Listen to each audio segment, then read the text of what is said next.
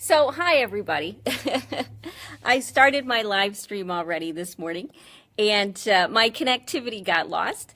And so I wanted to finish what we were doing and what we were talking about.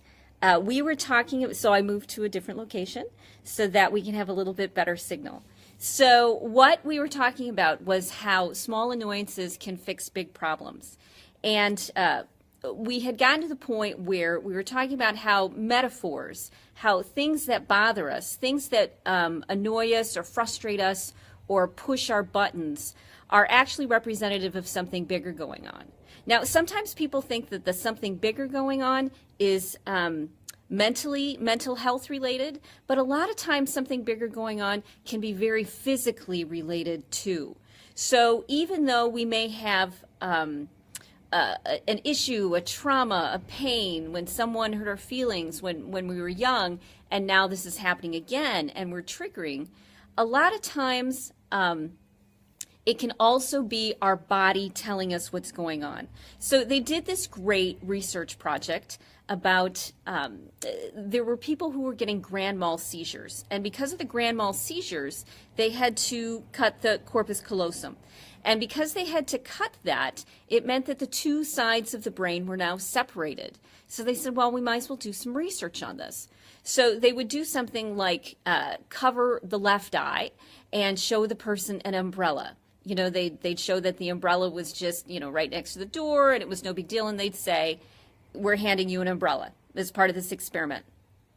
Then they would cover the other eye and they would ask the person why they were holding an umbrella. And the person would come up with this story about it had been raining outside, having this umbrella in their hand. So what they concluded from this is that our minds make up stories to explain situations that we see or to explain how we feel. So you really can't always trust what you're thinking to tell you what's really going on with you. That's why when you get frustrated or irritated or aggravated about something, it's not a good idea just to blow it off. Because as the wisdom always says, this problem is going to get bigger and bigger and bigger. It's not going to just go away because you ignore it, because it's too frustrating to handle it right now. You want to start asking yourself the question, where is this coming from? Is it coming from something that I believe, or is it coming from something that I sense or feel? A lot of people who have highly sensitive nervous systems, we feel what's going on around us all the time. Our ethereal body, our energetic system, we can feel what's going on outside of ourselves. And it can be very confusing because we will sit there thinking that what we're thinking or what we're feeling is ours. And many times it has nothing to do with us. It has to do with a feeling that's coming outside of ourselves. So one of the ways that I became a really great healer and great at what I do is I started to realize that if I had a problem with something, I needed to ask myself a question. I need to say, where is this coming from? Is this coming from something that I'm feeling? Is this coming from something outside of me that's triggering me? Or is it really coming from a situation that I need to figure out? I need to adjust. So that's the first step. When you get frustrated, instead of acting out, instead of needing to voice your opinion immediately in order to feel better so it goes away, stop, pause, and start asking yourself, where is this coming from? Is this coming from my body? Is this coming from something that really needs to be dealt with? Or is this coming from a thought or a belief that I'm holding on to? So what do you do next? You ask yourself the question, where is this coming from? And, why, thank you, Alina. I know it's a great name, isn't it? So you ask yourself, okay, if I have an idea where this is coming from, what's causing it? What is causing me to think or feel this way? So if it's a physical issue, if it's that it's your digestive system or that it's your heart, you need to start asking yourself the question, why does my heart hurt? Is it because I've eaten too many things that are causing inflammation in my heart, which are causing me to be more sensitive?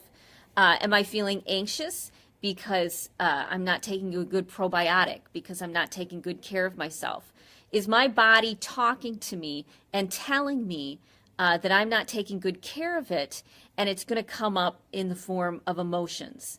And then that will come up in the form of us trying to figure out what's out there that's causing us to feel a certain way. And that's very rare, that something out there is making us feel something. In reality, we're feeling something and then we're trying to explain it in some way. We're trying to problem solve it. And a lot of times our mind just doesn't have it. It can be a learned behavior for sure on how we react to things. And that's part of the going back to beliefs and ideas that were imprinted on us from even the womb on, from ages before us, from generations before us. So we need to stop and ask ourselves the question, what is going on, before we just react and try to feel better. Because if we do that, as I said, on the physical level, if you deal with the inflammation, if you deal with the digestion, a lot of problems will actually sort themselves out. If you're feeling something going on around you and you have a problem with it, if you're uncomfortable with it, it just means that you haven't discovered that every aspect of being a human being is okay. You haven't found comfort in anger, in frustration. You haven't found a sense of peace in a certain emotion that you have. I've gotten really good at what I do, because when someone comes into my space and they're feeling something a specific way, they're feeling angry, they're feeling frustrated, they're feeling hurt. If that makes me uncomfortable, it means that I don't understand something. It means that I have a problem with what they're going through.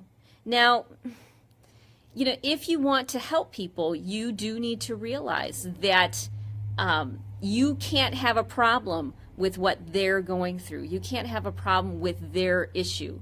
That's your issue to deal with, and you need to deal with it in a different environment. But in a healer role, if you want to help the people that you love or start a practice, you need to look at, why am I feeling uncomfortable with this? Why is your energy upsetting me? Why does this make me feel bad? A number of people who feel evolved, who feel enlightened, they did kind of a spiritual bypass. What they did is they wanted to ignore or avoid all of the difficult feelings that they had and that they were dealing with. And they just wanted to go to bliss. They just wanted to go to everlasting happiness and not having a problem with anything ever, that you can just float through life on a cloud as if you were surrounded in bubble wrap. Now, people will tell you, actually, who've had mental illness and been on medication for that being surrounded by bubble wrap, walking through life in a sense of bliss, is not any fun at all.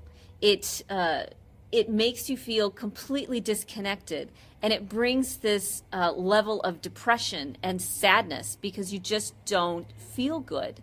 Because you just don't feel anything at all. You don't feel the good feelings. You don't feel the bad feelings. You're just isolated, and you get lonelier and lonelier. So trying to do a spiritual bypass where all you feel is as if you're floating on a cloud is not... You'll find that's not really what makes you feel good. That's not really what makes you feel better. You will discover that feeling even the uncomfortable emotions, even the difficult emotions, and not having any judgmentalism about it, not saying, I'm frustrated, that's bad, I'm angry, that's bad, I'm judgmental, that's bad, not having any problems with what you're feeling is one of the key steps to being present for somebody else, as well as helping yourself heal. So when you feel something, you just let it be. You recognize it, that it's a felt sense. Yesterday I talked about this, how the best way to deal with a felt sense is, as Stephen says, to be honest with yourself.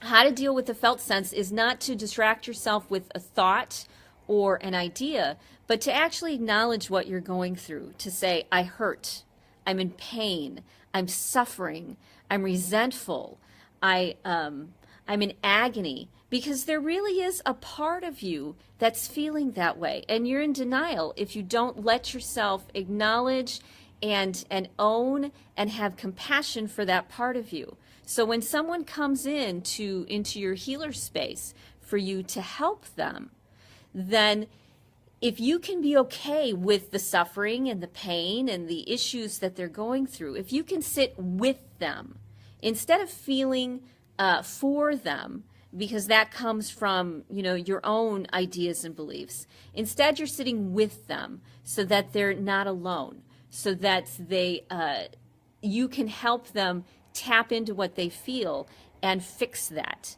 So if someone comes into my space and I have a reaction to them, or I have a problem with something that they said, or I have an issue, or I have a frustration with that, that is reflecting that I'm not comfortable with being a human being. I'm not comfortable with all the shades and all of the colors that come with living on this planet. Now, a lot of religions have encouraged us to bypass a lot of those difficult, uncomfortable feelings. They've encouraged us to find ways to numb it out, to not feel anything at all, but only focus on this higher level, this higher plane of existence, and take it to an intellectual level rather than a bigger level, a more whole and human level. So it's understandable, and it's not your fault that we tend to go to the intellect. It is training, it is conditioning to do that.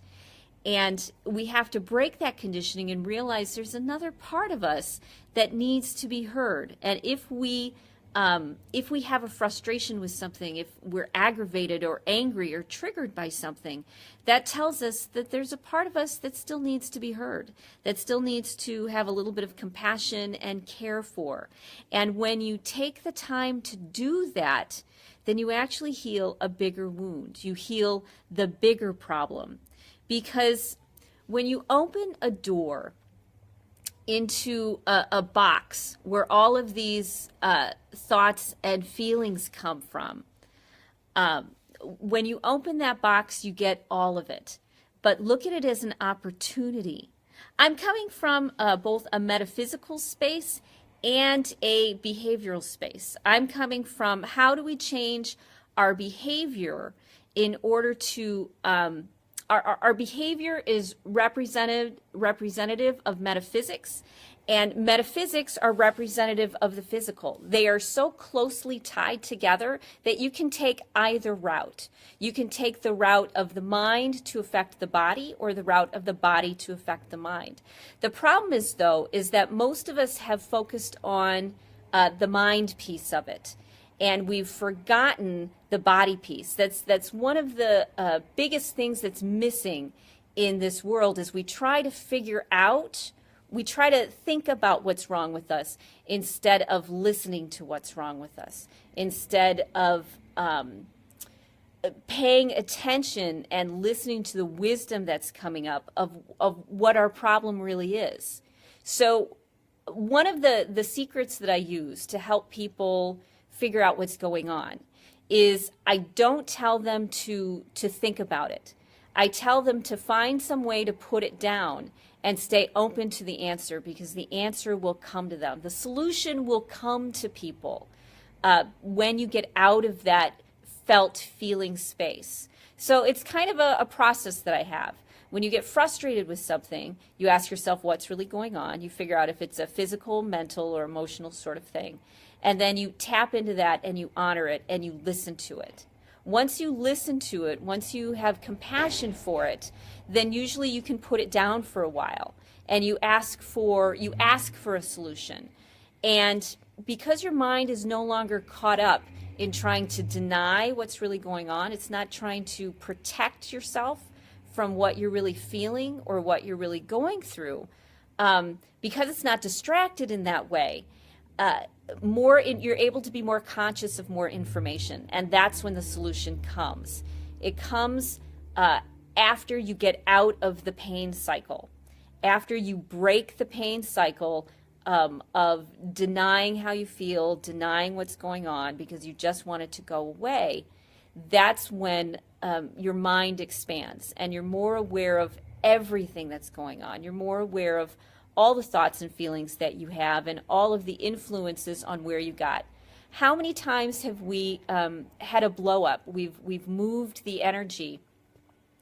And after we've moved the energy, then the wisdom and the insight came. It took an argument, or it took a fight, or it took a good cry.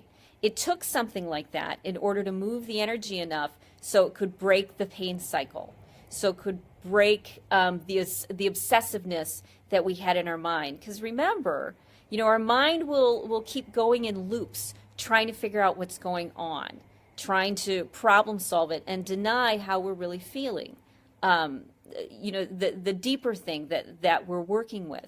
And so once we break the pain cycle, then the new information comes in. And change really happens more as a side effect to life rather than something that we push or that we force. When we create a new neural connection, when we have a new belief that's created, we look at the world differently and we react to the world differently. And when we look at it and react differently, then we behave differently and we make different choices. And it's from those different choices that our life starts to change. If we try to skip these steps in between, that's when we get caught up. That's that spiritual bypass again. Or it could be a bypass of goal setting. My goal is to lose weight, or my goal is to exercise more. My goal is to meditate more. It ignores the steps that you need to take in order to actually get there, because there's layers. It does require an action, but the action needs to start very, very small.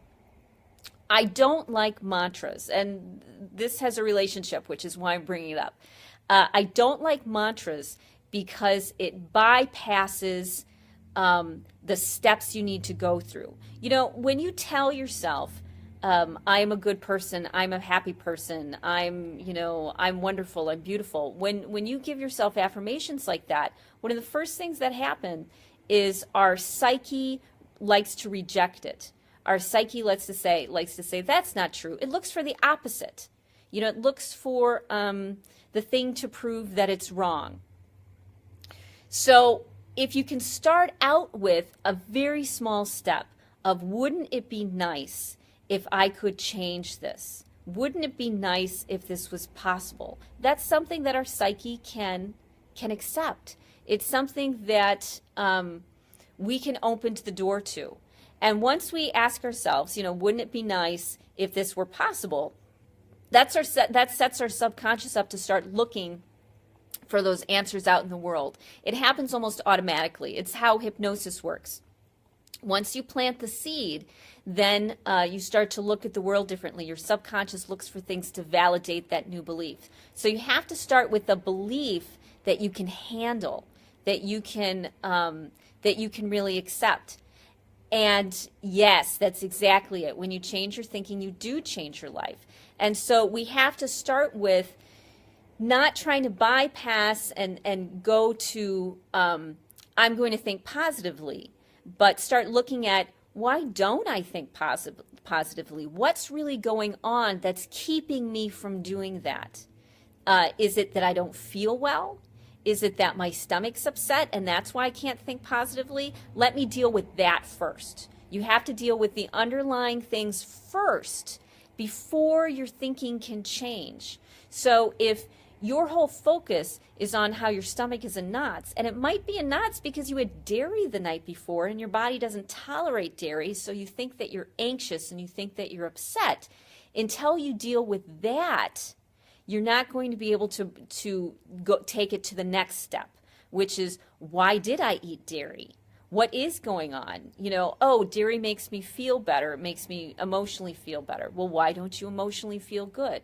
So, in the self-help industry, what we try to do is give these big ideas and say, this is really possible if you just. And we all know that if you just doesn't really work. It doesn't work that way. There's way too many layers and levels underneath things to bypass it all. Wouldn't it be nice if we could? So one of the ways is to start at the smallest level possible, which is back to our topic, frustrations. If you have a frustration, the very smallest step that you can take is to take a step back and ask yourself, what's really going on? Is this mental, physical, or emotional? And start there. Start with that piece. And when you start with that, then it's a natural evolution that happens, almost like a ball rolling down a hill. You know, you take one step and the next step and the next step, and until it builds up momentum. You know, there's this commercial out there, and it was about a year ago, and it talked about a woman who ate, Kellogg's protein bar for breakfast. And if she ate this protein bar, then her next choice was better, and her next choice was better throughout the day. And then by the end of the day, she felt really good, versus the day that she decided to eat the donut. And then she, just gave up and said, well, I already ate the donut, so why don't I just continue to make bad choices during the day? And then by the end of the day that she felt bad. If she had caught it at the very beginning with, you know what, why do I want to eat the donut instead of the protein bar? How can I make this easy and convenient for me? Then it naturally, like a ball rolling down a hill, picks up speed and gets you where you want to go. But the biggest mistake that most of us make is that we start too big and then we give up. You really need to start small, and it starts with those small frustrations. If you can take the time and take the quiet and let yourself really ask some of these questions.